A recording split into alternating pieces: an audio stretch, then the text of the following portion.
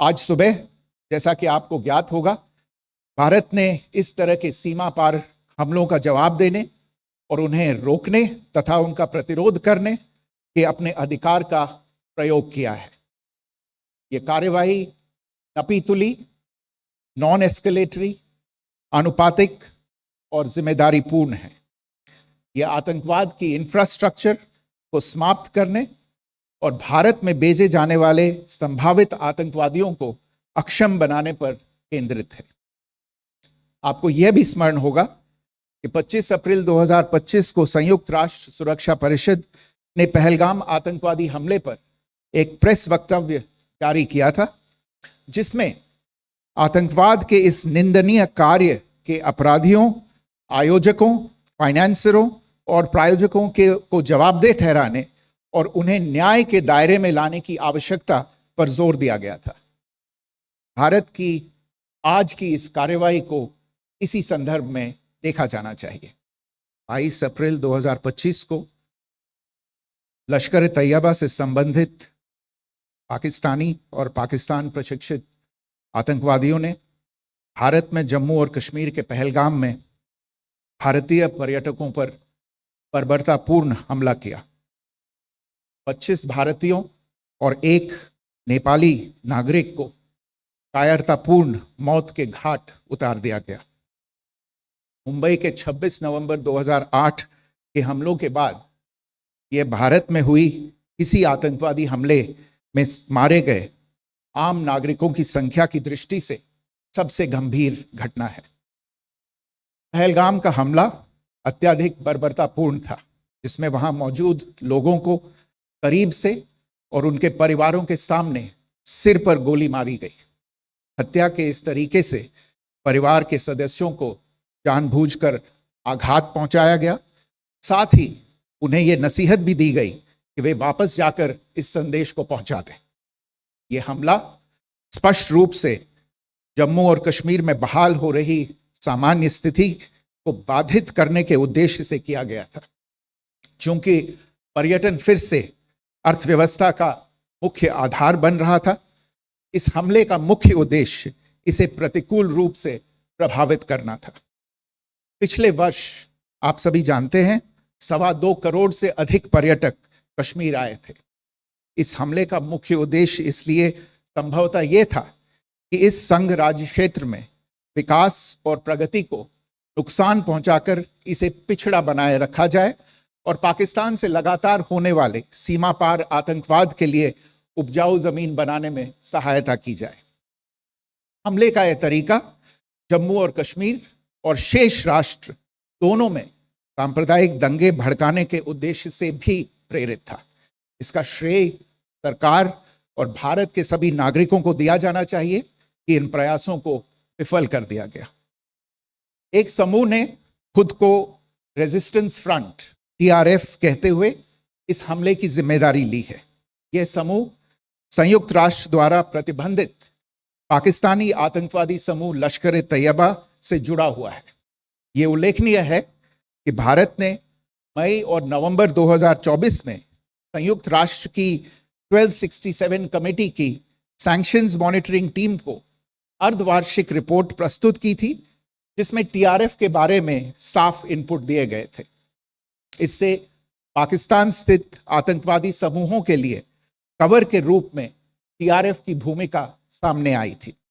इससे पहले भी दिसंबर 2023 में भारत ने इस टीम को लश्कर तैयबा और जैश ए मोहम्मद के बारे में सूचित किया था, जो TRF जैसे छोटे आतंकवादी समूहों के माध्यम से अपनी गतिविधियों को संचालित कर रहे हैं।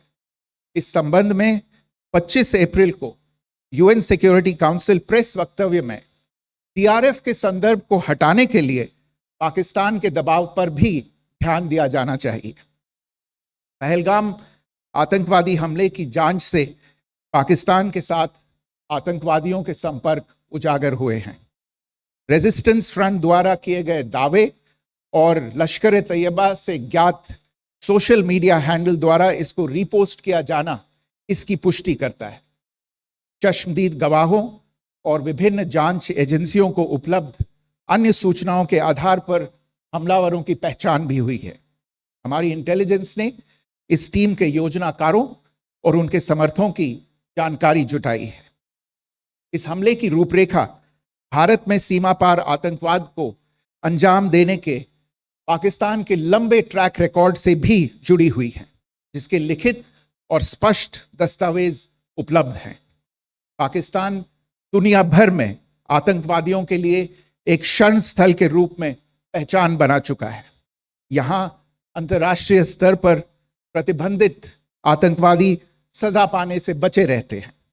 इसके अलावा पाकिस्तान ने इस मुद्दे पर विश्व और फाइनेंशियल एक्शन टास्क फोर्स जैसे अंतर्राष्ट्रीय मंचों को जानबूझकर गुमराह करने के लिए भी जाना जाता है। साजिद मीर का मामला, जिसमें इस आतंकवादी को पाकिस्तान ने मृत घोषित कर दिया था और फिर अंतर्राष्ट्रीय दबाव के परिणाम स्वरूप वो जीवित पाया गया, इसका सबसे स्पष्ट उदाहरण है। यह स्वाभाविक है कि पहलगाम में हुए इस हमले से जम्मू और कश्मीर के साथ साथ भारत के अन्य भागों में भी आक्रोश देखा गया। हमलों के बाद भारत सरकार ने स्वाभाविक रूप से पाकिस्तान के साथ संबंधों को लेकर कुछ कदम उठाए। आप सभी उन निर्णयों से अवगत हैं जिसकी घोषणा 23 अप्रैल को की गई थी। तथापि यह आवश्यक समझा गया कि 22 अप्रैल के हमले के अपराधियों और उनके योजनाकारों को न्याय के कटघरे में लाया जाए। हमलों के एक पखवाड़े के बाद भी पाकिस्तान द्वारा अपने क्षेत्र या अपने नियंत्रण वाले क्षेत्रों में आतंकवादियों की इंफ्रास्ट्रक्चर के विरुद्ध कार्यवाही करने के लिए कोई स्पष्ट कदम नहीं उठाया गया है। उल्टे वो इनकार करने और आरोप लगाने में ही लिप्त रहा है। पाकिस्तान आधारित आतंकवादी मॉड्यूल्स पर हमारी खुफिया निगरानी ने संकेत दिया है कि भारत के विरुद्ध आगे भी हमले हो सकते हैं।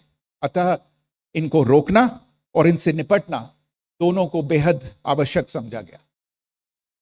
आज सुबह, जैसा कि आपको ज्ञात होगा, भारत ने इस तरह के सीमा पार हमलों का जवाब देने और उन्हें रोकने तथा उनका प्रतिरोध करने के अपने अधिकार का प्रयोग किया है। यह कार्यवाही नपीतुली, नॉन एस्केलेटरी, अनुपातिक और जिम्मेदारीपूर्ण है। यह आतंकवाद की इंफ्रास्ट्रक्चर को समाप्त करने और भारत में भेजे जाने वाले संभावित आतंकवादियों को अक्षम बनाने पर केंद्रित है। आपको यह भी स्मरण होगा कि 25 अप्रैल 2025 को संयुक्त राष्ट्र सुरक्षा परिषद ने पहलगाम आतंकवादी हमले पर एक प्रेस वक्तव्य जारी किया था, जिसमें आतंकवाद के इस निंदनीय कार्य के अपराधियों, आयोजकों, फाइनेंसरों और प्रायोजकों को जवाबदेह ठहराने और उन्हें न्याय के दायरे में लाने की आवश्यकता पर जोर दिया गया था। भारत की आज की इस कार्यवाही को इसी संदर्भ में देखा जाना चाहिए।